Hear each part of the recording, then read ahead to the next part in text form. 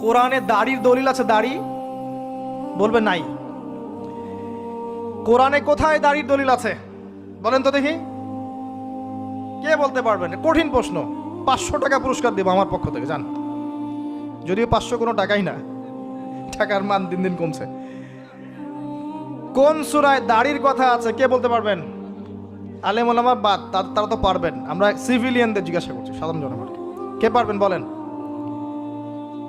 কোন সূরায় দাড়ির কথা আছে? দাড়ি কোরআনে একটা জায়গায় দাড়ির কথা আছে, কে বলতে পারবেন? দেখছেন, আল কোরআনের আলো ঘরে ঘরে যা আলো, তাই না? স্লোগান দিয়ে কাজ হবে না ভাই, প্রত্যেক ঘরে ঘরে কোরআনওয়ালা মানুষ তৈরি করতে হবে, তারপরে আলো অটোমেটিক ঘরে ঘরে জ্বলবে ইনশাআল্লাহ।